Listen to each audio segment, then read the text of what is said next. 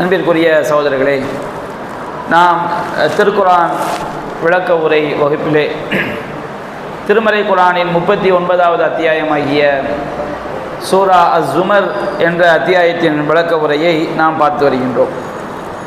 கடந்த வாரத்திலே நாம் 6வது வசனம் வரை உள்ள விளக்கத்தை பார்த்தோம். அல்லாஹ்வுடைய கிருபையினால் இந்த வாரம் நாம் 7வது வசனத்தினுடைய விளக்கத்தை பார்க்கவிருக்கின்றோம். அல்லாஹ் ரப்புல் ஆலமீன் இந்த வசனத்திலே அல்லாஹ் கூறுகின்றான், இன் தக்ஃபுரு, நீங்கள் அல்லாஹ்வை மறுத்தால், நீங்கள் நிராகரித்தால், ஃபஇன்னல்லாஹ கனியுன் அன்கும், அல்லாஹ் ரப்புல் ஆலமீன் உங்களை விட்டும் தேவையற்றவன், வலா யர்லாலி இபாதிஹில் குஃபுர், தன்னுடைய அடியார்களிடத்தில் அல்லாஹ் இறை மறுப்பை ஒருபோதும் பொருந்திக் கொள்ள மாட்டான். வயின் தஷ்குரு, நீங்கள் நன்றி செலுத்தினால், யர்லஹு லக்கும், அதை அவன் உங்களுக்காக பொருந்திக் கொள்வான். வலா தஸிரு வாஸிரத்தும் விஸ்ர உஹ்ரா, சுமக்கக்கூடிய எவனும் இன்னொருவருடைய சுமையை சுமக்க மாட்டான். சும்ம இலா ரப்பிக்கும் மர்ஜிஉக்கும், பிறகு உங்களுடைய இறைவனிடமே உங்களுடைய திரும்பும் இடம் இருக்கிறது. ஃபயுனப்பிஉக்கும் பிமா குன்தும் தஅமலூன், நீங்கள் செய்து கொண்டிருந்தவற்றை அவன் உங்களுக்கு அறிவிப்பான். இன்னஹு அலீமும் பிதாத்தி சுதூர், நிச்சயமாக அவன் அல்லாஹ் ரப்புல் ஆலமீன் உள்ளங்களில் உள்ளவற்றையெல்லாம் அறியக்கூடியவன் என்று அல்லாஹ் ரப்புல் ஆலமீன் இந்த 7வது வசனத்திலே அல்லாஹ் குறிப்பிடுகின்றான். இந்த வசனத்தினுடைய முதலாவது அல்லாஹ் சொல்லக்கூடிய வாக்கியம், இன் தக்ஃபுரு ஃபஇன்னல்லாஹ கனியுன் அன்கும், நீங்கள் நிராகரித்தால், அல்லாஹ்வை நாம் வணக்க வழிபாடுகளை இறைவனுக்கு மட்டும் செய்வதை ஒருவன் மறுத்தால், அது அல்லாஹ்வை நம்பிக்கை கொள்ள மறுத்தால், உலகத்தில் உள்ள எல்லாரும் மறுத்தாலும் சரி, ஃபஇன்னல்லாஹ கனியுன் அன்கும், அல்லாஹ் உங்களை விட்டும் தேவையற்றவன் என்று அல்லாஹ் ரப்புல் ஆலமீன் குறிப்பிடுகின்றான். அல்லாஹ் ரப்புல் ஆலமீன் அவனை நம்பிக்கை கொள்ளுமாறும் மறுமையை நம்ப வேண்டும் என்று எதையெல்லாம் அல்லாஹ் நம்ப சொல்கிறானோ அவற்றையெல்லாம் நம்புவதற்கு பெயர்தான் இறை நம்பிக்கை என்பது. அல்லாஹ் நம்ப சொல்லக்கூடிய விஷயங்களில் எந்த ஒன்றை மறுத்தாலும் அவன் அல்லாஹ்வை மறுத்தவன் செய்து விடுவான், ஆகிவிடுவான். அதிகமான மக்கள் என்ன நம்புகிறாங்கன்னு சொன்னோம்னா, இஸ்லாத்தை பற்றி ஆழமாக புரியாமல் அது சரியாக தெரியாமல் அவங்க என்ன நம்புகிறாங்கன்னா, அல்லாஹ் இருப்பதாக நம்புவது தான் ஈமான் அப்படின்னு நம்புகிறாங்க. அப்படி கிடையாது. அல்லாஹ் இருப்பதாக நம்புவது தான் ஈமான் என்று சொன்னால் யூதர்கள் முஸ்லிம்களாக ஆகிவிடுவார்கள், மக்காவில் வாழ்ந்த முஷ்ரிக்கீன்கள் முஸ்லிம்களாக ஆகிவிடுவார்கள். ஏன்னா அவங்க அல்லாஹ் இருக்கிறான் நம்புனாங்க. குர்ஆன்ல அல்லாஹ் குறிப்பிடுகின்றான், வலையின் சஅல்தஹும் மன் ஹலக ஸமாவாதி வல் அர்த் லயகூலுன் அல்லாஹ், மக்கா காஃபிர்கள்ட்ட போய் வானங்களையும் பூமியையும் படைத்தவன் யார் என்று கேட்டால் அவர்கள் அல்லாஹ் என்று என்ன சொல்வார்கள். யூதர்களை பற்றி அல்லாஹ் சொல்லும் பொழுது, வகாலத்தில் யஹூத் உஸைர் இப்னுல்லாஹ், யூதர்கள் உஸைரை அல்லாஹ்வுடைய மகன் என்று சொன்னார்கள். அல்லாஹ் அவங்க ஏற்றுக்கொண்ட காரணத்தினால, அல்லாஹ்வை கடவுள் என்று யூதர்கள் நம்பிய காரணத்தினால தான் உஸைர் அலைஹிஸ்ஸலாம் வந்து அல்லாஹ்வுடைய மகன் சொன்னாங்க. வகாலத்தின் நஸாரா மஸீஹ் இப்னுல்லாஹ், கிறிஸ்தவர்கள் மஸீஹ் ஈசா அலைஹிஸ்ஸலாம் அல்லாஹ்வுடைய மகன் என்று சொன்னார்கள். அப்ப அல்லாஹ் என்ற ஒருவனை கிறிஸ்தவர்கள் ஏற்றிருந்தார்கள், யூதர்கள் ஏற்றிருந்தார்கள், மக்கா காஃபிர்கள் ஏற்றிருந்தார்கள். அப்ப அல்லாஹ் இருக்கிறான் என்று நம்புவதற்கு பேர் ஈமான் கிடையாது. ஈமானின் ஒரு அம்சம் அல்லாஹ் இருக்கிறான் என்று நம்புவது. அடுத்து எல்லா வணக்க வழிபாடுகளையும் அல்லாஹ் ஒருவனுக்கு மட்டும் செய்வது, அதுவும் சேர்ந்தது தான் ஈமான். அடுத்ததாக எல்லாவற்றையும் படைத்து பரிபாலிக்கக்கூடியவன், உணவு வழங்கக்கூடியவன், நிர்வகிக்கக்கூடியவன் என்று அல்லாஹ்வை நம்புவதும் ஈமான்ல ஒரு அம்சம். அல்லாஹ்வுடைய திருநாமங்கள் பண்புகள் இவற்றை எந்த விதமான மாற்று பொருளும் கற்பிக்காமல், ஏன்னா பலர் என்ன செய்வாங்க, அல்லாஹ்வுடைய திருநாமங்களுக்கு அல்லாஹ்வுடைய பண்புகளுக்கு மாற்று பொருள் என்ன செய்வாங்க, கொடுப்பாங்க. அதை பற்றி வரும்போது பின்னாடி இன்ஷா அல்லாஹ் விரிவாக பார்ப்போம். அல்லாஹ்வுடைய பெயர்கள் அல்லாஹ்வுடைய பண்புகளுக்கு மாற்று பொருள் கற்பிக்காமல் அதை அப்படியே நம்புவதும் ஈமானுடைய ஒரு அம்சம். அப்போ ஈமான் என்பது குர்ஆனிலும் சுன்னாவிலும் அல்லாஹ் எவற்றையெல்லாம் நம்ப வேண்டும் என்று சொல்கிறானோ அவை அனைத்தையும் நம்புவதற்கு பெயர் தான் ஈமான். அப்போ அல்லாஹ் ரப்புல் ஆலமீன் கூறுகின்றான், இன் தக்ஃபுரு, நீங்கள் அல்லாஹ்வை மறுத்தால். இஸ்லாம் எப்படி அல்லாஹ்வை நம்ப வேண்டும் என்று சொல்கிறதோ, ஆமன்து பில்லாஹி வ மலாயிகத்திஹி வ குதுபிஹி வ ருசுலிஹி வல் யௌமில் ஆஹிரி வல் கத்ரி கைரிஹி வ ஷர்ரிஹி மினல்லாஹி தஆலா, அல்லாஹ்வையும் அவனுடைய மலக்குமார்களையும் அவனுடைய தூதர்களையும் அவனுடைய வேதங்களையும் இறுதி நாளையும் நன்மை தீமை யாவும் அல்லாஹ்வுடைய நாட்டப்படியே ஏற்படுகிறது என்ற விதியையும் நம்புவதற்கு பெயர் ஈமான். அப்ப இதை ஒருவன் நம்ப மறுத்தால் ஃபைனல்லாஹ் கனியுன் அன்கும், நிச்சயமாக அல்லாஹ் உங்களை விட்டும் தேவையற்றவன். அப்ப அல்லாஹ் ரப்புல் ஆலமீன் நம்மை ஈமான் கொள்ள சொல்வது அல்லாஹ்வுடைய நன்மைக்காக அல்ல. நாம் அல்லாஹ்வை நம்புறதுனால அல்லாஹ்க்கு எதுவும் பயன்கள் ஏற்பட போகிறதா? நாம் அல்லாஹ்வை நம்பிக்கை கொள்வதனால அல்லாஹ்க்கு எதுவும் தேவைகள் இருக்கிறதா? கண்டிப்பாக அல்லாஹ்வுக்கு கிடையாது. அல்லாஹ் ரப்புல் ஆலமீன் அவன் படைப்பினங்களின் பக்கம் தேவையற்றவன். யா அய்யுஹன் நாஸ் அன்துமுல் ஃபுகராஉ இலல்லாஹ், நீங்கள் தான் அல்லாஹ்வின் பக்கம் தேவை உடையவர்கள். அல்லாஹ் படைப்பினங்களின் பக்கம் தேவை உடையவன் கிடையாது. சஹீஹ் முஸ்லிம்ல பதிவு செய்யப்பட்டிருக்கிறது. அல்லாஹ் சொல்வதாக நபிகள் சொல்லி காட்டுறாங்க. அதாவது முதல் மனிதரில் இருந்து கடைசி மனிதர் வரைக்கும் எல்லா ஜின்களும் எல்லா மனிதர்களும் ஒட்டுமொத்தமாக ஒரு அல்லாஹ்வை மறுக்கக்கூடிய ஒரு காஃபிருடைய உள்ளத்தை போன்று ஒட்டுமொத்தமாக மனித இனம் ஜின் இனம் முழுவதும் அல்லாஹ்வை மறுத்தாலும் சரி, அந்த இறை மறுப்பு லா யன்குசு மின் முல்கிஹி ஷையா, அல்லாஹ்வுடைய அதிகாரத்தில் கடுகளவு கூட அணுகளவு கூட செஞ்சிடாது, குறைத்து விடாது. உலகத்தில் உள்ள எல்லா மக்களும் மனிதர் ஜின்கள் ஆதம் அலைஹிஸ்ஸலாமுடைய காலத்தில் இருந்து உலகத்தில் கடைசியாக எந்த மனிதன் பிறக்க போகிறானோ அவன் வரைக்கும் எல்லா ஜின்களும் மனிதர்களும் ஒன்று சேர்ந்து ஒரு அல்லாஹ்வை மறுக்கக்கூடிய ஒரு காஃபிருடைய உள்ளம் எப்படி இருக்கும், அதை மாதிரி எல்லாரும் ஒன்று சேர்ந்து அல்லாஹ்வை மறுத்தாலும் சரி, அல்லாஹ்வுடைய ஆட்சி அவனுடைய புகழ் அவனுடைய கண்ணியம் கடுகளவு கூட குறைய போவது கிடையாது.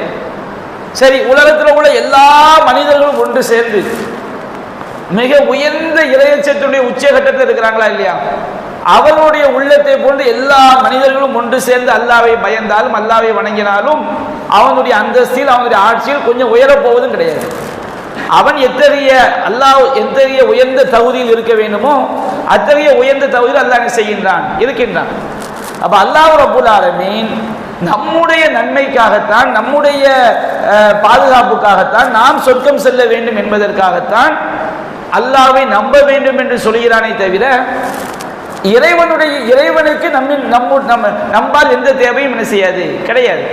அப்ப அதைத்தான் அல்லாஹ் கூறுகின்றான், இன் தக்ஃபுரு, நீங்க அல்லாஹ்வை மறுத்தால் ஃபைனல்லாஹ கனியுன் அன்கும், அல்லாஹ் உங்களை விட்டும் தேவையற்றவன். நாம மறுப்பதினால அல்லாஹ்வுடைய எந்த அந்தஸ்தும் குறைய போவது கிடையாது, அது நமக்குத்தான் நஷ்டமாக செய்யும் முடியும் என்று அல்லாஹ் கூறுகின்றான். வலா யர்லா லி இபாதிஹில் குஃப்ர், அல்லாஹ் ரப்புல் ஆலமீன் தன்னுடைய அடியார்களிடத்தில் ஒருபோதும் குஃப்ரை அல்லாஹ் விரும்ப மாட்டான். அல்லாஹ் ரப்புல் ஆலமீன் எந்த ஒரு அடியானும் அல்லாஹ்வுக்கு இணை வைக்க வேண்டும் என்று அல்லாஹ் விரும்புவானா?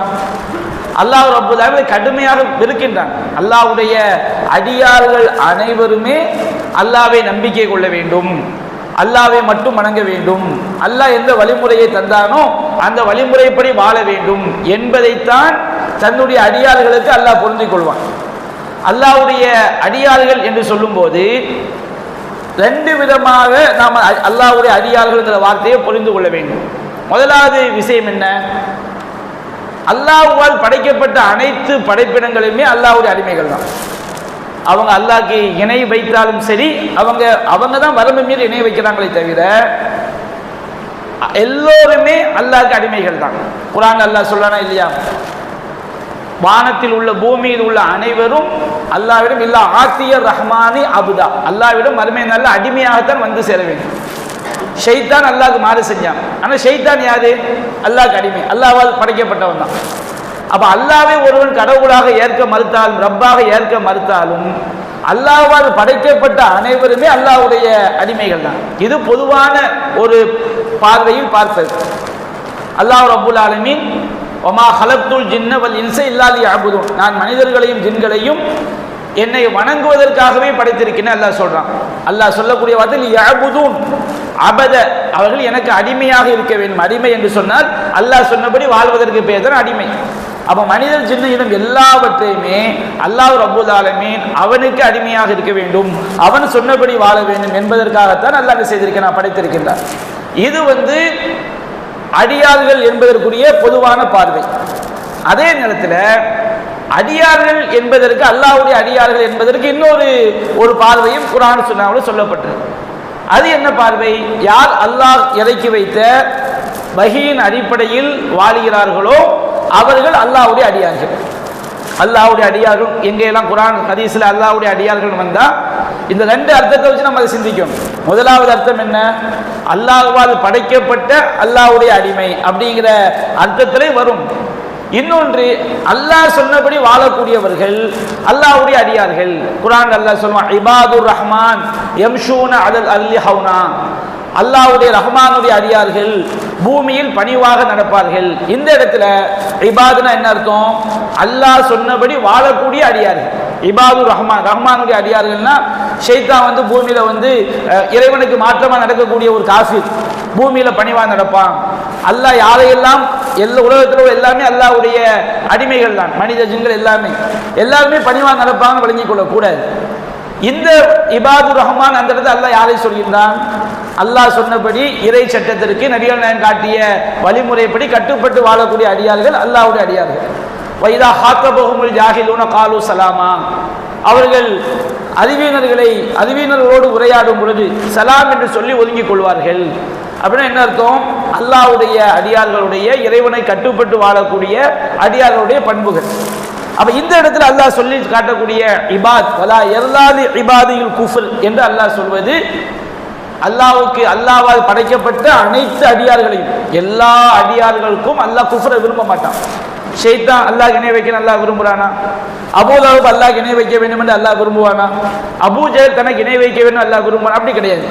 எந்த ஒரு அடியாரும் இறைவனுக்கு அடிமைகளாக உள்ள அனைவரும் அல்லாஹ்வால் படைக்கப்பட்ட மனித ஜின் யாராக இருந்தாலும் மலக்குமார்களாக இருந்தாலும் யாரும் அல்லாஹ்வுக்கு இணை வைக்க கூடாது என்பதைத்தான் அல்லாஹ் விரும்புவான், அல்லாஹ் விரும்புகிறான். அப்ப வலா யர்லாலி இபாதில் குஃபுர், தன்னுடைய அடியார்களிடத்தில் அல்லாஹ் என்ன செய்ய மாட்டான்? இறை மறுப்பை ஒருபோதும் பொருந்திக் கொள்ளவே மாட்டான். இந்த அடியார்கள் என்ன செய்யறாங்க? இறை சட்டத்துக்கு மாற்றமா அவன் குஃப்ருல போய் விழுறானை தவிர அல்லாஹ் ரப்பல் ஆலமீன் எந்த ஒரு அடியானும் ஷிர்க் வைக்கணும், இணை வைக்க வேண்டும் என்பதை அல்லாஹ் விரும்பவில்லை. வயின் தஷ்குரு, நீங்கள் நன்றி செலுத்தினார். அல்லாஹ்வுக்கு நன்றி செலுத்துவது என்ன அர்த்தம்? அல்லாஹ்வை நம்புவது, அல்லாஹ் சொன்னபடி வாழ்வது. அல்லாஹ்வை நம்புவது, அல்லாஹ் சொன்னபடி வாழ்வது தான் அல்லாஹ்வுக்கு நன்றி செலுத்துவது. அப்போ தஷ்குரு, நீங்கள் நன்றி செலுத்தினால், அல்லாஹ் சொன்னபடி வணக்க வழிபாடுகளை அல்லாஹ்விற்கு மட்டும் செய்தால், ஏகத்துவ கொள்கையில் நீங்கள் உறுதியாக இருந்தால், யர்லஹு லக்கும், உங்களிடத்தில் அதை அல்லாஹ் பொருந்திக் கொள்வான். அதுதான் அல்லாஹ் விரும்புகிறான். இறைவன் சொன்னபடி என்ன செய்ய வேண்டும்? வாழ வேண்டும். இறைவனுக்கு மாற்றமாக வாழக்கூடாது. அப்ப அதை அல்லாஹ் நமக்கு பொருந்திக் கொள்வான். அல்லாஹ் பொருந்திக் கொண்டால் என்ன பாக்கியம்? நாம ஒருவன் மரணிக்கும் பொழுது வாழ்நாள் ஃபுல்லா அநியாயம் பண்ணிட்டு மௌத்தாகும் போது ஒரு கடுகளவு இறைவன் பொருந்திக் கொள்ளக்கூடிய ஒரு நல்லறத்தை செஞ்ச நிலையில மௌத்தாயிட்டான் வச்சுக்கிடுங்க, இதை விட பாக்கியம் என்ன இருக்குது? அல்லாஹ் ரப்பல் ஆலமீன் பொருந்தி கொண்ட நிலையில் ஒருவன் மௌத்தாயிட்டான் வச்சுக்கிடுங்க, கண்டிப்பா அவனுக்கு பரிசோகுடைய வாழ்க்கையும் நிம்மதியாக இருக்கும், மறுமையுடைய வாழ்க்கையும் நிம்மதியாக. ஏன்னா அவன் அல்லாஹ் பொருந்தி கொண்ட நிலையில் என்ன செஞ்சிருக்கிறான்? மௌத்தாய் இருக்கிறான். நிறைய நல்லடியாருடைய வாழ்க்கையை நாம பார்க்கும் பொழுது அவங்க மௌத்தாகிற வரைக்கும் என்னுடைய ஒரு அமலையாவது அல்லாஹ் ஏற்றுக்கொள்ள வேண்டுமே அப்படின்னு. யாருமே நம்முடைய அமலை கொண்டு நாம் திருப்திப்பட்டு விட முடியாது. நாம் அல்லாஹ்வுக்கு சரியா இஹ்லாஸா செய்தோமா, சரியான முறையில் நாம் தொழுதோமா, நம்முடைய எல்லா இபாதத்துகளும் இறைவன் சொன்ன அடிப்படையில் அமைந்திருக்கிறதான்னு சொல்லி இறைவன் வந்து உள்ளத்தை வச்சு தீர்மானிப்பான் நம்முடைய உள்ளம் எப்படி இருக்குது. அப்ப இதனால தான் நிறைய சஹாபாக்கள் அவங்க எவ்வளவு அமல் செய்தாலும் சரி, எவ்வளவு நல்ல காரியங்களில் ஈடுபட்டாலும் ஒரு அச்சம் இருக்கும். அல்லாஹ் நம்முடைய அமலை பொருந்தி கொண்டானா? அடியார்களுக்கு இந்த அச்சம் எங்க வரைக்கும் இருக்கும்? மறுமையில அல்லாஹ் ரப்பல் ஆலமீன் சொர்க்கத்தில் கொண்டு போய் சேர்க்கிற வரைக்கும் அந்த கவலை இருந்துகிட்டே இருக்கும். யாரும் என்ன செஞ்சிட முடியாது, நம்ம என்ன செஞ்சிடக்கூடாது, நான் தொழுதுட்டேன், நான் திக்கில் செஞ்சுட்டேன், நான் நோன்பு வச்சுட்டேன், அவங்க எல்லாம் தொழாமல் இருக்கிறாங்க, அவங்க எல்லாம் திக்கில் செய்யாமல் இருக்கிறாங்க, அவங்க எல்லாம் மாற்றமாக நடக்கிறாங்க, நம்ம செஞ்சிட்டோங்கிற அந்த நம்ம கண்டிப்பா சொர்க்கம் அப்படிங்கிற திருப்தி யாருக்கு வந்து விட முடியாது. ஏன்னா சொர்க்கவாசிகள் சொர்க்கத்தில் போய் சொல்லுவாங்களாம், அல்ஹம்துலில்லாஹில்லதி அத்ஹப அன்னல் ஹுஸ்ன், எங்களை விட்டும் கவலையை போக்கி அல்லாஹ்வுக்கு எல்லா புகழும். அப்போ ஒரு மூமினுக்கு கவலை எங்க போய் தான் போகும்? சொர்க்கத்தில் போய் நுழைஞ்ச பிறகுதான் அல்ஹம்துலில்லாஹ் நம்ம வந்து சேர்ந்துட்டோம். அப்போ நரகத்தை விட்டு அல்லாஹ் காப்பாற்றி சொர்க்கத்தில் கொண்டு போய் சேர்க்கிற வரைக்கும் நம்முடைய அமல்களை வைத்து நம்ம என்ன செஞ்சிடக்கூடாது, ஏமாந்து விட முடியாது. அப்ப நபிகள் நாயகம் சொல்லி காட்டுறாங்க, உங்களில் யாராக இருந்தாலும் சரி அவருடைய அமல் அவரை சொர்க்கத்தில் கொண்டு போய் சேர்க்காது. அப்ப சஹாபாக்கள் கேட்டாங்க, அல்லாஹ்வின் தூதரே நீங்களுமா? ஆமா, நான் செய்த அமலும் என்ன சொர்க்கத்தில் கொண்டு போய் சேர்க்காது, என்றாலும் அல்லாஹ் ரப்புல் ஆலமீன் தன்னுடைய கருணையினால் என்னை போர்த்தி கொண்டான். அப்போ நாம செய்யக்கூடிய அமல் என்பது அல்லாஹ்வுடைய பொருத்தத்தை பெற்று தரணும். அல்லாஹ்வுடைய பொருத்தத்தை நம்ம பெற்று தந்துன்னு வச்சுக்கிடுங்க, அதுதான் பெரிய பாக்கியம். அப்ப நம்ம அல்லாஹ்வுடைய பொருத்தம் கிடைத்து விடும் என்று சொன்னால் அது நம்மளுக்கு மிக உயர்ந்த பதவியில கொண்டு போய் சொர்க்கத்தில் கொண்டு போய் என்ன செய்து விடும், சேர்த்து விடும். ஒரு விபச்சாரி என்றால் விபச்சாரத்தையே தொழிலாக செய்யக்கூடியவங்க. ஒரு மூமின் எப்பவாவது ஒரு நாளைக்கு சரிக்கிடுவான். ஆனா விபச்சாரத்தை தொழிலாக செய்யக்கூடிய ஒரு பெண்மணி இஹ்லாஸான முறையில் ஒரு நாய்க்கு தண்ணி கொடுத்தான். அல்லாஹ் என்ன செய்தான், அந்த அமலை பொருந்தி கொண்டான். அவர் செய்த அந்த செயல் அல்பமான செயல் தான். நாய்க்கு தண்ணி கொடுக்கறதுங்கிறது, ஒரு மனிதனுக்கு தண்ணி கொடுக்கறதுங்கிறது அதை விட பெரிய நற்காரியம் அல்லாஹ்வுக்காக செய்யறது. ஒரு நாய்க்கு தண்ணி கொடுக்கிறது அற்பமான ஒரு காரியம். அவர் விபச்சாரத்தை தொழிலாக செய்யக்கூடிய பெண்மணியை செஞ்சா, ஒரு நாய்க்கு இஹ்லாஸான முறையை தண்ணி கொடுத்தா அந்த அமலை அல்லாஹ் பொருந்திக்கிட்டான். அவருடைய பாவங்களை எல்லாம் மன்னித்து அல்லாஹ் என்ன செய்தான், சொர்க்கத்தை கொண்டு போய் சேர்த்துட்டான். ஒரு மாபெரிய பாவி, அல்லாஹ் இணை வைக்காத ஒரு மாபெரிய பாவி, அந்த பாவி என்ன செஞ்சான், மௌத்தான பிறகு மலக்குமார்கள் அந்த பாவியை விசாரிக்கிறாங்க, உங்கள்ட்ட ஏதாவது நன்மை இருக்குதா, ஏதாவது நன்மை செஞ்சிருக்கிறியா? அவன் யோசித்து பார்க்குறான், அவன் எந்த நன்மையுமே இல்லை. அவனுக்கு நன்மைன்னு சொல்லக்கூடிய வகையில் உலகத்தில் எதையுமே அவன் செய்யலை. அப்போ அவன் மலக்குமார்கள்ட்ட அவன் சொன்னான், நான் நன்மன் எதுவும் செய்யலை, ஆனால் ஒன்று விஷயம் இருக்குது. என்ன விஷயம்? அவர் உலகத்தில் வாழும்போது கடன் கொடுக்கல் வாங்க சில ஏழைகளுக்கு கடன் கொடுப்பார். கடன் கொடுத்துட்டு அது திருப்பி வாங்கும்போது சிலர் ரொம்ப கஷ்டப்பட்டாங்கன்னா என்ன செய்வார், அவகாசம் கொடுப்பாரு அல்லது தர்மமாக விட்டு கொடுப்பாரு. இப்படி நான் ஒரு செயலை செஞ்சிருக்கிறேன், அவகாசம் கொடுத்துருக்கிறேன் அப்படின்னு சொன்னவுடனே, நீ அல்லாஹ்வுடைய படைப்பினங்களுக்கு அவகாசம் கொடுப்பாய் என்றால் உனக்கு அல்லாஹ் அதை விட கருணை காட்டக்கூடிய அம்புதாரம் எவ்வளவு மகத்தானவன். நீ படைப்பினங்கள் நீ கடந்து போனதுனால, கடன் வாங்குவதற்கு நீ அவகாசம் கொடுத்ததுனால் அல்லாஹ் நரகத்தை விட்டு உனக்கு என்ன செய்கின்றான், அல்லாஹ் காப்பாற்றுகின்றான். அற்பமான அமல் அந்த பெரும்பாவி என்ன செய்து காப்பாற்று. அல்லாஹ்வுடைய பொருத்தம் என்பது சாதாரண விஷயம் கிடையாது. சின்ன ஒரு விஷயத்தில் அல்லாஹ்வுடைய பொருத்தம் நமக்கு கிடைச்சு அந்த பொருத்தத்திலே மௌத்தாயிட்டம் வச்சுக்கிடுங்க, அதை விட பெரிய பாக்கியம் எதுவும் கிடையாது. அதே நேரத்தில் ஒவ்வொரு வினாடியும் நம்ம கிட்ட குஃபுர் வர நம்ம பயந்துக்கிட்டே இருக்கோம்.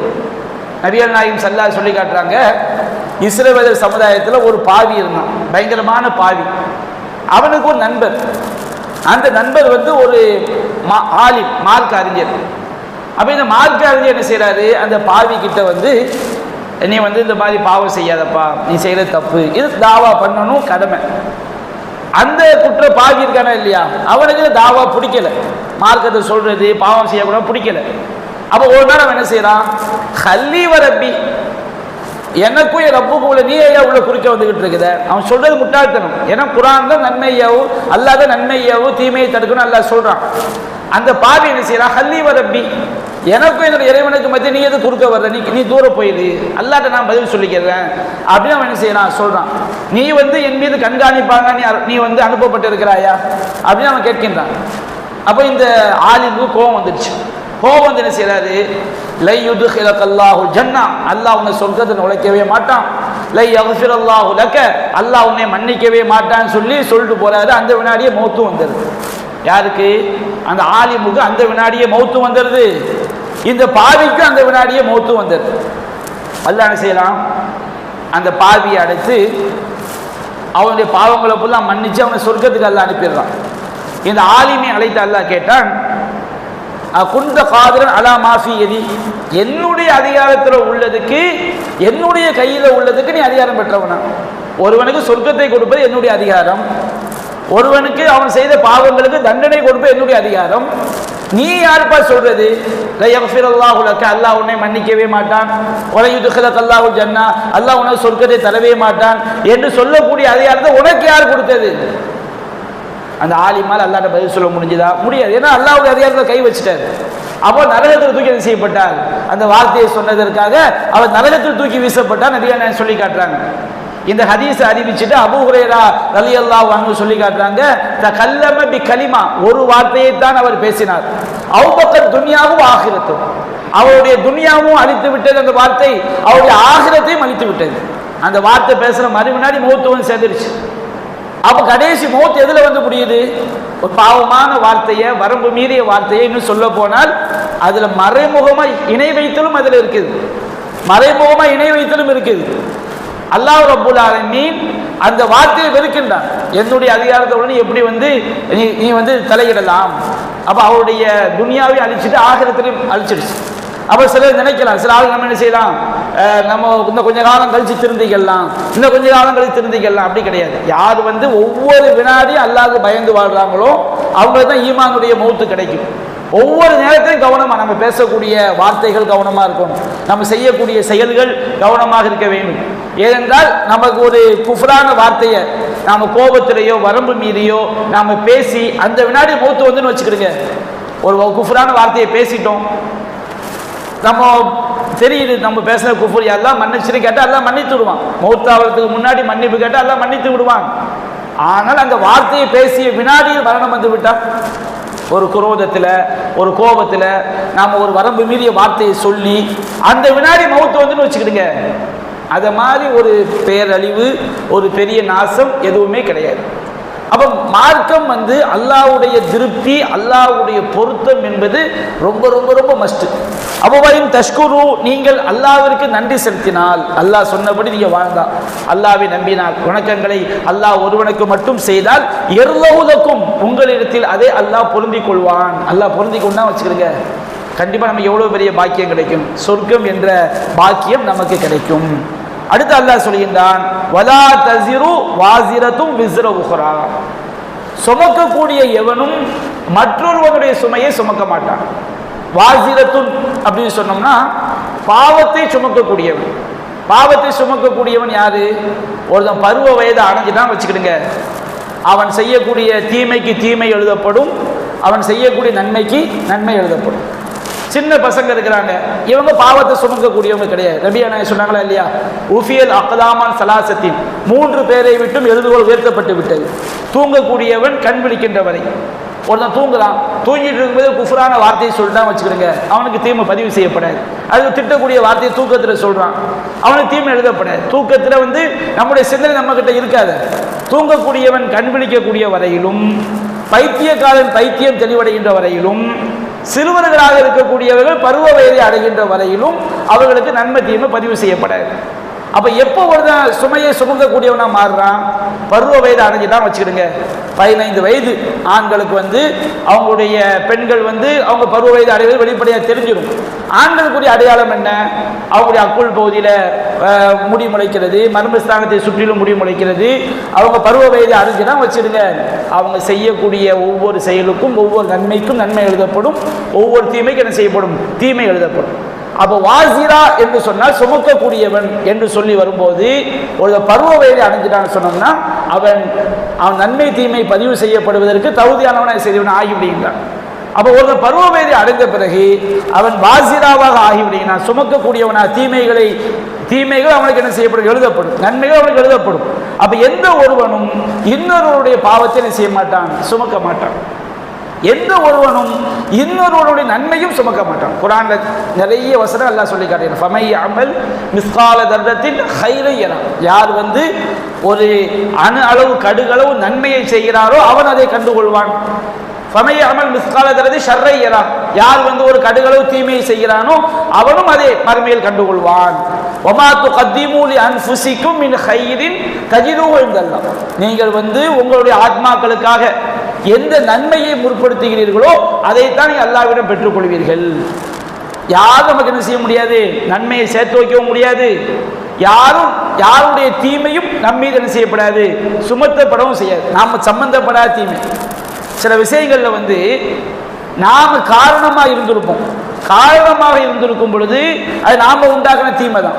நபியான சொல்லி காட்டுறாங்க, மன் சன்னஃபில் இஸ்லாமி சுன்னத்தன் ஹசனத்தன், யார் வந்து இஸ்லாத்தில் உள்ள ஒரு நல்ல விஷயத்துக்கு முன்மாதிரியாக வழிகாட்டியாக இருக்கிறாரோ ஃபலஹு அஜ்ருஹா, அவர் அந்த வழிகாட்டினதற்கான கூலியும் அவருக்கு கிடைக்கும்.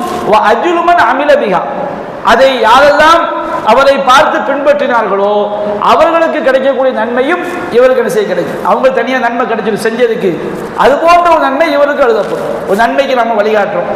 ஒரு ஆளுக்கு வந்து என்ன செய்யறாரு? குர்ஆன் ஓத தெரியாமல் இருக்கிறார், இன்னொருவர் குர்ஆன் ஓத சொல்லி கொடுக்கிறார். இவர் நன்மைக்கு வழிகாட்டு குர்ஆன் ஓத சொல்லி கொடுத்தாருல, இவர் நன்மை கிடைச்சிடும். அவர் ஓதுற காலம் எல்லாம் அவருக்கு நன்மை கிடைக்கும், அதில் ஒரு பங்கு இவருக்கு சேரும்.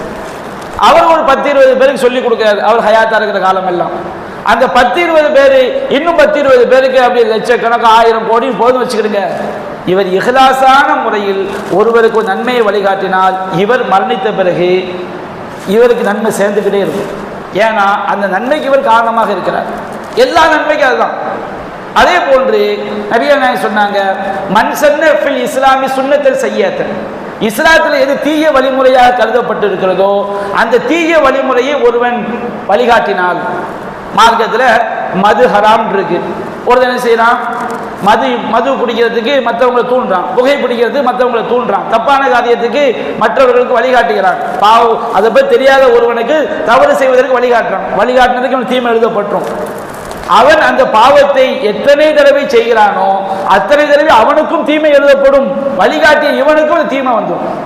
அவன் ஒரு 100 பேருக்கு 1000 பேருக்கு 1000 பேருக்கு அந்த தீமை அவன் மூலமா பரவினாலும் அந்த 1000 பேருடைய தீமையும் இவனுக்கு எழுதப்படும். ஏன்னு சொன்னால் இவன் தான் அதற்கு காரணமாக இருந்தான். அது தௌபா செய்யாம மௌத்தாயிட்டான் வச்சுக்கிடுங்க, அது 1000 கியாமத் நாள் வரைக்கும் தீமை சேர்ந்துக்கிட்டே இருக்கும். நபிகள் நாயகம் சொன்னாங்க, சஹீஹுல் புகாரில பதிவு செய்யப்பட்டிருக்கு, உலகத்தில் நியாயமின்றி ஒருவன் கொல்லப்பட்டார். உலகம் படைக்கப்பட்டதிலிருந்து இன்றைக்கு வரைக்கும் எத்தனை கோடி கொலைகள் நடந்திருக்கு. நியாயமின்றி ஒரு உயிர் கொல்லப்பட்டால், ஒரு மனிதன் கொல்லப்பட்டால் அந்த கொலைக்கான தீமை ஆதம் அலைஹிஸ்ஸலாம் மகனுக்கு என்ன செய்யப்படும், எழுதப்படும். ஏன் எழுதப்படும்? அவன்தான் நியாயமின்றி கொலை செய்வதை முதலாக துவக்கி வைத்தவன். அப்போ தீமைக்கு காரணமாக இருந்தால் அந்த தீமை நமக்கு என்ன செய்யும், சேர்ந்துக்கிட்டே இருக்கு. நாம சம்பந்தப்படாத ஒரு விஷயம், ஒரு ஆள் ஒரு பாவம் செய்யறாரு, அப்போ அந்த பாவம் நமக்கு எழுதப்படுமா? எழுதப்படாது. ஒரு ஆள் ஒரு நன்மை செய்யறாரு, அந்த நன்மை நமக்கு எழுதப்படுமா? நமக்கு எழுதப்படாது. அந்த லைசலில் இன்சானி இல்லாமா சஹா, ஒவ்வொரு மனிதனுக்கும் அவன் முயற்சித்தது தான் கிடைக்கும். மார்க்கம் மூமின்களுக்காக அல்லாஹ் சில கடமையான விஷயத்தில் மட்டும் சில சலுகைகளை விதிவிலக்காக கொடுக்குறான். என்ன கடமையான விஷயம்? அது மூமின்களுக்கு மட்டும்தான். எதில் அல்லாஹ் சொல்றானோ அதுல மட்டும்தான். ஒரு ஆள் செய்றாரு, ஒரு 10 நோன்பு வரைக்கும் ஒரு பயணத்தில் போயிட்டார், 11ஆம் நோன்புல மௌத்தாயிட்டார். அவர் எந்த நோன்புல மௌத்தாகிறாரோ அதுக்கு பிறகு அவருக்கு நோன்பு கடமை கிடையாது, மௌத்தாயிட்டாரு. இவர் 10 நோன்பு ஒரு பயணத்தில் இருந்திருக்காரு. இப்போ அவர் நோன்பு நோக்க வேண்டிய கடமை அவருக்கு இருக்குது, கடமையான நோன்பு, சுன்னத்தா நோன்பு அல்ல. இப்ப நபிகள் நாயகம் சொல்றாங்க, மன் மாத்த அலை சௌமுன், ஒருவர் மீது நோன்பு கடமையாக இருக்கக்கூடிய நிலையில் சாமானுகு வலியுகு, அவருடைய பொறுப்பாளர் மனைவியோ பிள்ளைகளோ நெருங்கிய இரத்த உறவுகளை யாராவது ஒரு ஆள் அவருக்கான நோன்பு நோற்றோம்னா 10 நோன்பு மட்டும்தான், காலமெல்லாம் வைக்கிற நோன்பு கிடையாது. அந்த மூமினுக்கு அல்லாஹ் என்ன செய்வான், அவர் 10 நோன்பு கடமையில மூத்தா இருக்கிறார்ல, அந்த அவர் நோன்பு நோட்டு தான் அல்லாஹ் எடுத்துக்கொள்வான். இது விதிவிலக்கு. ஒரு ஆளுக்கு செல்வந்தரா இருக்கிறார், ஹஜ்ஜுக்கு போக நியத்து வைக்க, உடல் ஆரோக்கியமாக இருக்கிறார். ஏன்னா ஹஜ்ஜுக்கு யாருக்கு ஹஜ்ஜுக்கு போகிறதுக்கு சக்தி இருக்குதோ தகுதி இருக்குதோ அவங்க தான் ஹஜ்ஜு செய்யறது கடமை. ஒரு ஆள் ஏழையா இருந்தே மூத்தாயிட்டாருன்னா அவருக்கு ஹஜ்ஜு கடமை கிடையாது. ஒரு ஆள் நோயாளியாவே இருக்கிறாரு, அவருக்கு ஹஜ்ஜு கடமை கிடையாது. இப்போ ஒரு என்ன செய்யறாரு, செல்வந்தரா இருக்கிறாரு, செல்வ வசதி, ஹஜ்ஜு செய்யக்கூடிய கடமை அவருக்கு இருக்குது, பயணம் செய்யக்கூடிய உடல் தகுதி இருக்குது. ஒரு வருஷம் அப்ளை பண்றாரு கிடைக்காது, 2வது வருஷம் அப்ளை பண்றாரு கிடைக்காது, திடீர்னு மூத்தாயிட்டார், ஹஜ்ஜு செய்யாமலே மூத்தாயிட்டார். இப்போ அவருடைய பிள்ளைகள்ல யாராவது ஒரு ஆளு அல்லது யாராவது ஒருவர் அவருக்காக ஒரு தடவை மட்டும் ஹஜ்ஜு செய்து அவருடைய ஹஜ்ஜு கடமை அவர் நீங்கிடும். நபியான ஹதீஸ்ல ஆதாரம் இருக்குது. நபிகள் நாயகம் ஸல்லல்லாஹு அலைஹி வஸல்லம் அவங்கள்ட்ட ஒரு அம்மா கேட்குறாங்க, அல்லாஹ்வின் தூதரே, அவர் தந்தை ஹஜ்ஜு கடமையான நிலையில ஹஜ்ஜு செய்யாம வயோதிக பருவத்தை அடைஞ்சிட்டாரு. இப்போ அவருடைய ரசூலுல்லாஹ் கேட்குறாங்க, என்னுடைய தந்தைக்கு ஹஜ்ஜு கடமையாயிட்டு அவர் செய்ய முடியாமல் போய் இப்போ வயோதிக பருவத்தை என்ன செஞ்சிட்டாரு, அடைஞ்சிட்டாரு, போய் ஹஜ்ஜு பண்ண முடியாது. ஆனால் செய்ய வேண்டிய காலத்தில் தகுதியாக இருக்கும்போது அவர் பண்ண முடியாது, ஏதோ ஒரு காரணம் பண்ண முடியாமல் ஆயிடுச்சு. இப்போ நான் எங்கள் தந்தைக்காக ஹஜ்ஜு செய்யலாமா? நபிகள் என்ன செய்கிறாங்க, அந்த ஹஜ் என்ன செய்யுங்க, நிறைவேற்றுங்க. இப்போ ஒரு ஆள் ஹஜ்ஜு விதிவிலக்காயிரும், அது ஒரு தடவை தான். உம்ராக்கெல்லாம் என்ன செய்யக்கூடாது, இறந்தவங்களுக்காண்டி போய் உம்ரா செய்யறோங்கிறது மார்க்கத்தில் கிடையாது, அது குர்ஆன் வசனத்துக்கு மாற்றம். அடுத்து நேர்ச்சி என்பது கட்டாய வணக்கம். ஒரு ஆள் அல்லாஹ்வுக்கு வழிபடக்கூடிய விஷயத்துல மார்க்கத்துக்கு மாற்றம் இல்லாத ஒரு நேர்ச்சியை செய்யறாரு, அந்த நேர்ச்சி என்பது கட்டாயம் நிறைவேற்றி ஆகணும். அவருக்கு வந்து நேர்ச்சை பண்ணிட்டு அவருக்கு நேர்ச்சை நிறைவேற்ற முடியாமல் போயிட்டார். அதை நிறைவேற்றுறதுக்குள்ள மௌத்தாயிட்டார். இப்போ அவர் சார்பாக குடும்பத்தில் யாராவது ஒருவர் அவருடைய பிள்ளைகளோ மனைவியோ அந்த நேர்ச்சியை நிறைவேற்றிட்டாங்கன்னா அவருக்கு அல்லாஹ் குற்றம் பிடிக்க மாட்டான். இது மூமினுக்காண்டி அல்லாஹ் காட்டக்கூடிய ஒரு சலுகை. நோன்பு, ஹஜ்ஜு, நேர்ச்சை, கடன். ஒரு ஆள் என்ன செய்றாரு, இன்னொரு ஆள்கிட்ட கடன் வாங்கிட்டு தகப்பனால் கடன் அடைக்காம மூத்தாயிட்டார். அவர் செய்ய பாவம் தான். கடன் அடைக்காம மூத்தாயிட்டா என்ன நடக்கும் நபியா சொல்லி காட்ட பெரிய மூமினாவே இருக்கிறாரு. அவர் மௌத்தாயிட்டார்னா பர்சக் வாழ்க்கையில் அவருக்கு சொர்க்கத்துடைய வாழ்க்கை, பர்சக் உலகத்தில் ஒரு சொர்க்கம் இருக்குல்ல, சொர்க்கத்துடைய வாழ்க்கை இருக்குது. ஆனால் அதில் போய் அவர் அனுபவிக்க முடியாது. நஃப்சுல் மூமினி அல்லக்கத்தும் பிதைனிஹி, ஒரு மூமினுடைய உயிர் அவனுடைய கடனோடு தொங்கிக் கொண்டிருக்கும். ஹத்தா யகுலானு, அது நிறைவேற்றப்படுகின்ற வரை. இப்போ ஒரு ஆள் கடனோடு மௌத்தாயிட்டாரு, அவருடைய பிள்ளை என்ன செய்யறான், அந்த கடனை அடைத்தால் அவர் தான் நியாயப்படி அடைக்கணும். இப்ப அவர் சார்பாக பிள்ளை அடைக்கின்றான், அல்லாஹ் அவர்களை பாவத்தினை செஞ்செல்லாம் மன்னித்து விடுகின்றான். இது அல்லாஹ் மூமின்களுக்காக இறைவன் தன்னுடைய அடியார்களுக்காக காட்டக்கூடிய ஒரு சலுகை. அது மாதிரி தர்மம் செய்யறது. ஒரு ஆள் மூமினாக இருந்து மௌத்தாயிட்டாரு, அவருக்காக அவருடைய பிள்ளைகள் தர்மம் செய்யலாம் வச்சுக்கிடுங்க. நபியா கேட்கப்படுது, அல்லாஹ் என் தூதரே என்னுடைய தாயார் வஃபாத் ஆயிட்டாரு, அவருக்கு நான் தர்மம் செய்யலாமா? ஆமா, நீ தர்மம் செய்ய, அது அவங்களுக்கு பயனளிக்கும். நாம துவா செய்யறோம், துவா பயனளிக்கும். நபியா சொல்லாங்களா இல்லையா, இதா மாத்தல் இன்சானு இன்கத்த அனுபவ அமலுஹு குல்லு, ஒரு மனிதர் மரணித்து விட்டால் அவனுடைய எல்லா செயலும் நின்று போய்விடும். இல்லாமின் சலாசத்தின், மூன்று விஷயங்களை தவிர. இல்லாமின் சதக்கத்தின் ஜாரியா, நிரந்தரமான தர்மம். அதான் உயிரோடு வாழும்போது செஞ்சது. வாழும்போது செஞ்சாலும் அவன் மரணித்த பிறகும் அந்த தர்மம் மக்களுக்கு பயனளித்துக் கொண்டிருக்கும் காலமெல்லாம் அவனுக்கு நன்மை சேர்ந்துக்கிட்டே இருக்கும்.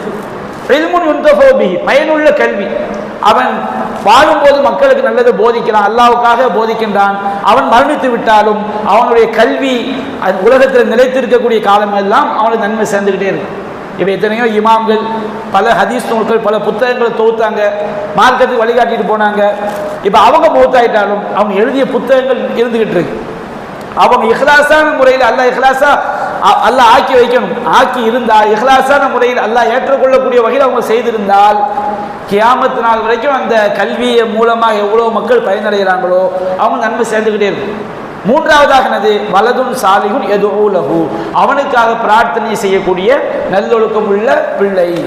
ஒரு ஆள் மௌத்தா போன பிறகு பிள்ளைகள் வந்து ஈமானோட மௌத்தான தந்தைக்காக தாய்க்காக அவங்க பிரார்த்தனை செய்யும் போது எந்த ஒரு மூமின், பொதுவாக மற்ற ஹதீஸ்ல பார்க்கிறோம், ஒரு மூமின் மௌத்தாகி இணை வைக்காத 40 பேர் அவங்க ஜனாசாவில் கலந்து கொண்டு அவனுக்காண்டி துவா செய்யலாம் வச்சுக்கிடுங்க, கண்டிப்பா அந்த துவாவை அல்லாஹ் அந்த துவாவை அல்லாஹ் ஏற்றுக்கொள்கிறான். அவங்க அந்த மௌத்தா போனவருக்கு என்ன துவா செய்யறாங்களோ அந்த பாக்கியத்தை அல்லாஹ் கொடுக்கின்றான். நபியா சொல்றாங்க, ஜனாசா துவா என்பது சாதாரண துவாவா? யோசித்து பாருங்க.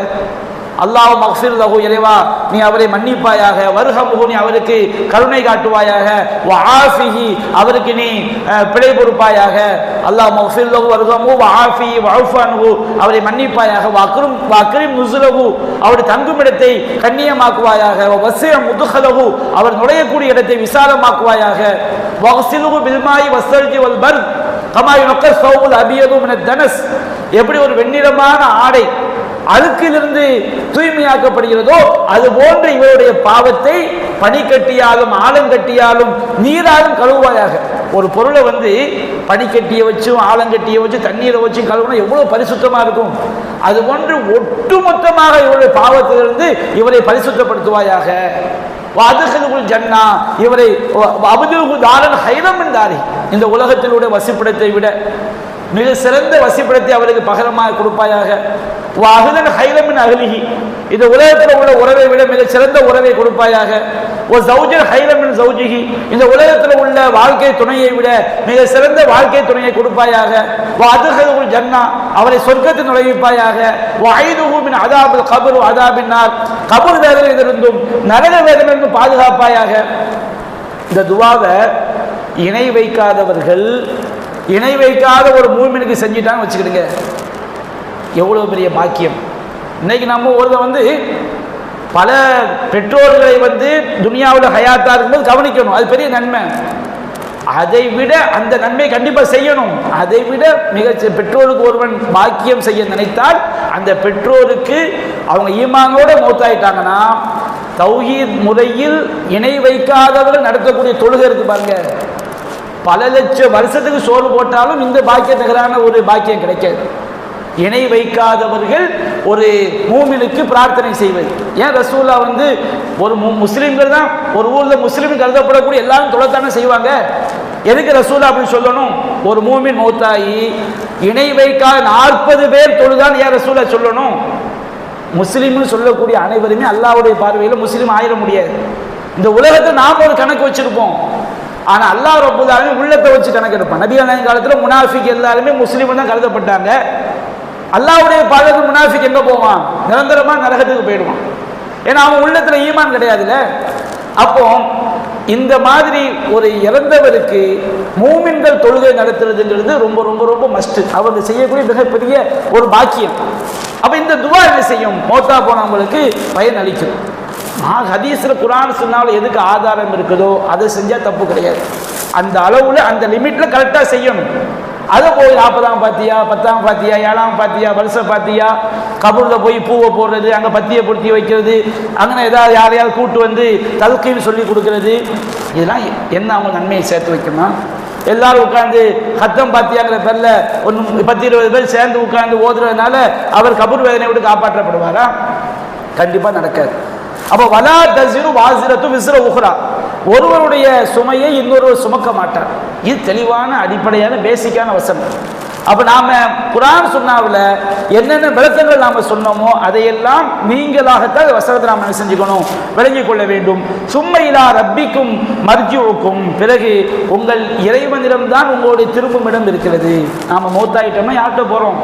ரப்பிட்ட தான் போறோம். யாராவது மறுக்க முடியுமா? எல்லோரும் அல்லாஹ்விடம் சென்றாக வேண்டும். ஃபயுனப்பிஉக்கும் பிமா குன்தும் தஅமலூன், நீங்கள் செய்தவற்றையெல்லாம் அல்லாஹ் உங்களுக்கு அறிவிப்பான். இந்த உலகத்தில் நாம வெளிப்படையை வச்சு தீர்மானிப்போம். வெளிப்படையை வச்சு என்ன? ஒரு ஆள் ஷிர்க் இல்லாமல் வாழ்றாரு, இவர் ஒரு முஸ்மீன் அப்படி நம்ம தீர்மானிப்போம். ஒரு ஆள் வெளிப்படையை ஷிர்க் வைக்கிறாரு, அவர் முஷ்ரிக்கு நாம தீர்மானிப்போம். ஆனால் அவருடைய உள்ள யாருக்கு தெரியும்? அல்லாஹ்வுக்கு தெரியும். ஏன்பா நீ அவருக்கு ஜனாசா தோணிய விலகிக்கிட்ட? என்னுடைய வெளிப்படையில் அவர் தர்காவுக்கு போய் சுஜூது பண்ணிக்கிட்டு இருந்தார். வெளிப்படையில் நம்ம உள்ளத்தை துருவி ஆராய வேண்டிய அவசியம் நமக்கு கிடையாது. வெளிப்படையான பார்வையில் அவர் ஷிர்கான காரியங்களில் வெளிப்படையாக ஈடுபட்டார். எடுத்து சொன்ன பிறகும் அவர் ஈடுபட்டார். அப்போ அவர் கண்டிப்பாக நரகத்துக்காக போவார், அது எனக்கு தெரியாது. அவர் கடைசியில் கூட திருந்தி இருக்கலாம், அது அல்லாஹ் ஆலம். வெளிப்படையில் நாம் யாருடைய உள்ளத்தை ஒரு 5 வேளை கரெக்டாக தொழுகிறாரு, கரெக்டாக நோன்பு வைக்கிறாரு, நம்முடைய வெளிப்படையான பார்வையில் எந்த ஷிர்க்குமே அவர் செய்யலை, நாம் ஒரு மூமின்னு சொல்லுவோம். எப்படிப்பா சொன்னேன்? வெளிப்படையில் கரெக்டாக இருந்தார். அவர் உள்ளத்தில் உள்ள தெரியுமா? உள்ளத்தில் உள்ள தீர்மானிக்கிறோம் யாரு? அல்லாஹ் ரப்பல் ஆலமீன். நாம வெளிப்படையில் வச்சு தான் நம்ம தீர்மானிக்க முடியும். நமக்கு அதை தாண்டி எந்த சக்தியும் கிடையாது. அப்ப அதனால நம்முடைய பார்வையில் ஒருவர் இணை வைப்பு காரியத்தை செஞ்சதுனால அவர் நிச்சயமா நரகத்துக்கு போவார் நம்ம ஒருவரும் டிக்ளேர் பண்ணிடவே கூடாது.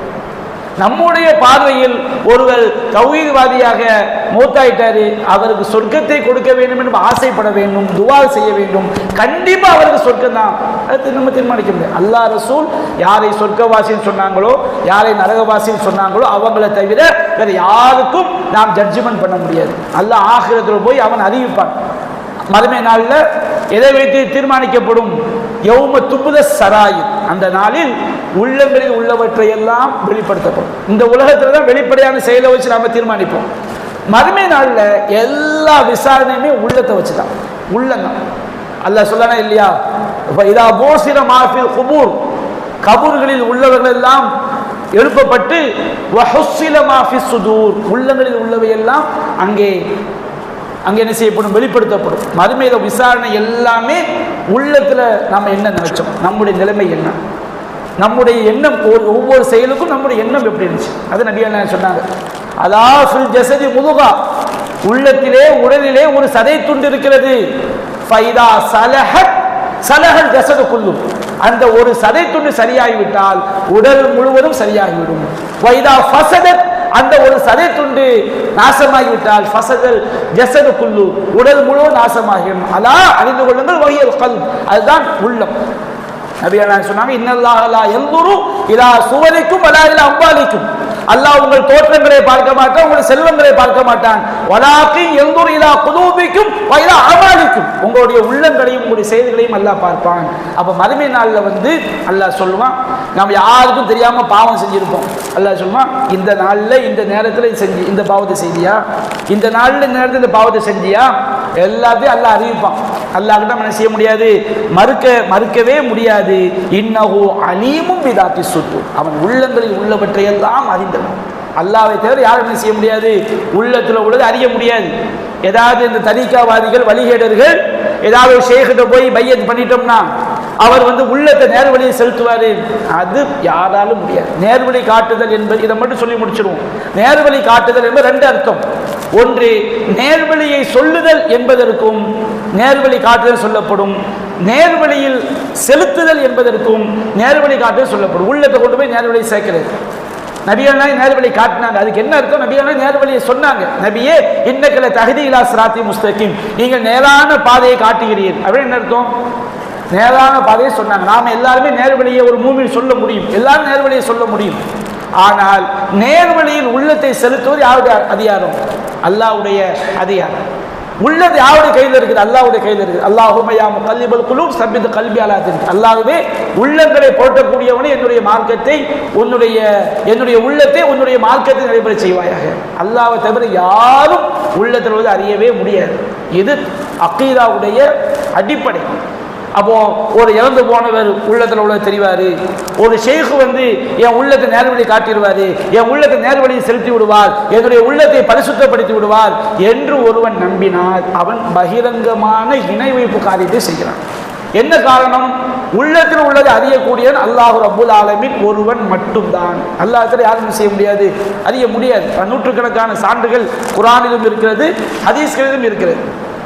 அப்போ அல்லாஹ் ரப்புல் ஆலமீன் இந்த அடிப்படைகளைத்தான் இந்த 7வது வசனத்தில் அல்லாஹ் சொல்லி காட்டுகின்றான். இறுதியாக 7வது வசனத்துடைய தர்ஜமாவை மீண்டும் நாம் சொல்லிவிட்டு இன்றைய வகுப்பை நிறைவு செய்வோம். அல்லாஹ் கூறுகின்றான், இன் தக்ஃபுரு, நீங்கள் அல்லாஹ்வை மறுத்தால் ஃபஇன்னல்லாஹ கனியுன் அன்கும், அல்லாஹ் உங்களை விட்டும் தேவையற்றவன். வலா யர்லாலி இபாதில் குஃபுர், தன்னுடைய அடியார்களிடத்தில் ஒருபோதும் அல்லாஹ் இறை மறுப்பை அல்லாஹ் பொருந்திக் கொள்ளவே மாட்டான். இன் தஷ்குரு, நீங்க அல்லாஹ்விற்கு நன்றி செலுத்தினான். அல்லாஹ்வுக்கு நன்றி செலுத்தல் என்பது அல்லாஹ் சொன்னபடி வாழ்வது, அல்லாஹ் இணை வைக்காமல் வாழ்வது. யர்லவுலக்கும், அதை உங்களிடத்தில் அவன் பொருந்திக் கொள்வான். வலா தஸிரு வாஸிரத்து விஸ்ர உக்ரா, சுமக்கக்கூடிய எந்த ஒருவனும் இன்னொருடைய சுமையை சுமக்க மாட்டான். சும்ம இலா ரப்பிக்கும் மர்ஜிஉக்கும், பிறகு உங்களுடைய திரும்பும் இடம் உங்கள் இறைவனை நோக்கியே இருக்கிறது. ஃபயுனப்பியுக்கும் பிமா குந்தும் தஅமலூன், நீங்கள் செய்தவற்றையெல்லாம் அல்லாஹ் உங்களுக்கு மறுமையில் அறிவிப்பான். இன்னஹு அலீமும் பிதாத்தி சுதூர், அவன் உள்ளங்களில் உள்ளவற்றையெல்லாம் அறியக்கூடியவன். ஏன்னா அங்க மறுமையில உள்ளத்தில் உள்ள எண்ணங்களை வச்சு தான் என்ன செய்யப்படும், தீர்ப்பளிக்கப்படும். அல்லாஹ் ரப்புல் ஆலமீன் அவன் சொன்ன அடிப்படையில் வாழ்ந்து மரணிக்கக்கூடிய நன்மக்களாக நம் அனைவரையும் ஆய்க்காடு புரிவானாக. சுவாஹல் தஅவானா அல்ஹம்துலில்லாஹி ரப்பில் ஆலமீன். சுப்ஹானக அல்லாஹும்ம வ பிஹம்திக அஷ்ஹது அல்லா இலாஹா இல்லா அன்த அஸ்தக்ஃபிருக.